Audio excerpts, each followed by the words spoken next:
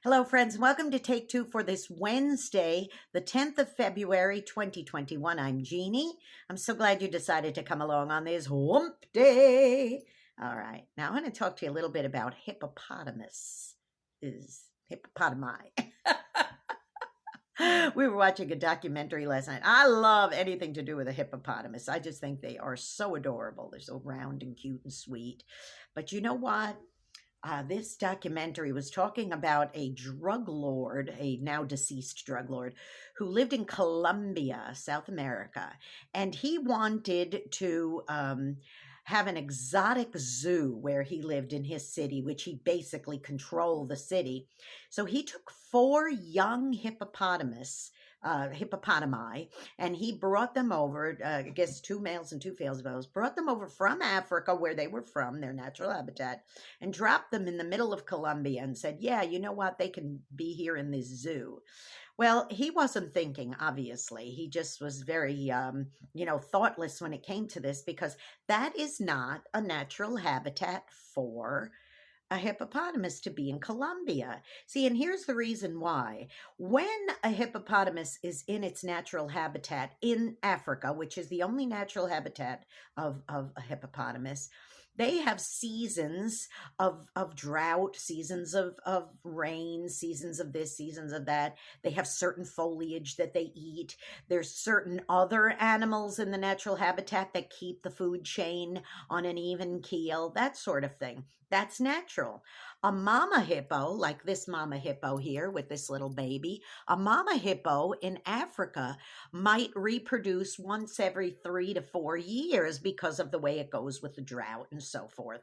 But see, in Colombia, it's like a wonderland for them. It's like paradise, because all of the things that they would have only on a limited basis in Africa, they have in abundance in Colombia. So they have all kinds of wonderful green lush food to eat, the foliage. They have lots of rivers to swim in. They have all of these things. Now, when that drug lord was killed in a gunfight, and the zoo ended up going into ruins, those hippopotamus, along with other critters that he had brought over, just ran rampant and escaped out of there, found their way to the river, and started reproducing. Now, this is very dangerous, because say a hippopotamus starts out small like this, like the ones he had, and get a little bit bigger. Maybe the biggest size they should be in proportion is, say, this big.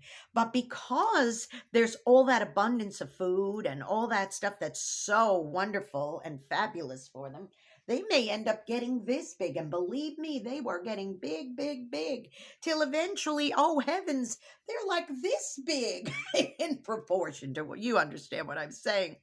See, here's the thing. When you have something in abundance like that, and it's not the way it should be, like it is in South Africa or Africa where they came from, what happens is that it starts disrupting the ecosystem, because they're really, really ruining the rivers with all of their refuse, and it's killing the fish, because the different chemicals that are in their bodies are not indigenous to that area. So what they're doing, even though it's like they're constantly on vacation in this lush, wonderful paradise, they are disturbing what is normal in Colombia. So now, of course, all the veterinarians and the environmentalists and all the scientists, they're working furiously to figure out what to do. That they counted at least 60 of them now, when they started out with just 4. What to do.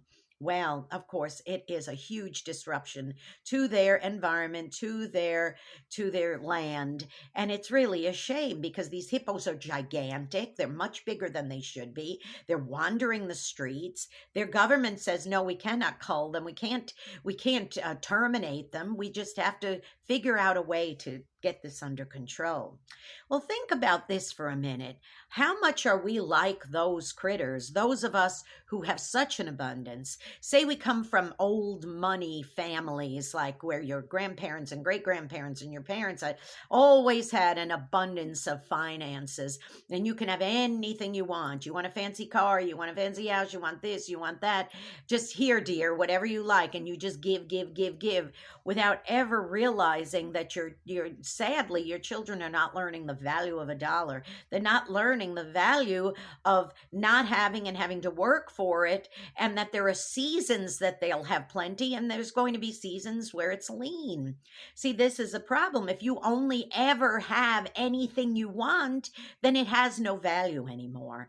And not only that, but it can be detrimental. As I said, these hippos are having a grand old time in this paradise with all the food they want, all this, all that, and whatever they want, and they're kind of taking over, but it's not their natural habitat, and they don't know. And I'm telling you right now, for the ones born in captivity, and there were at least 54, 55 born in captivity there that they know of, those hippopotami, if you take them back to Africa, they would probably die, because they'd say, hey, wait a minute, what about anything I want anytime I want?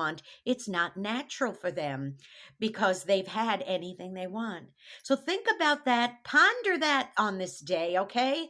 Are there times where I say, wow, I want this, I want this, I want this, and not realize there's going to be seasons where you have it and seasons where you don't, and that'll make you appreciate what you have so much more, okay? And it won't upset and bring imbalance to your personal ecosystem.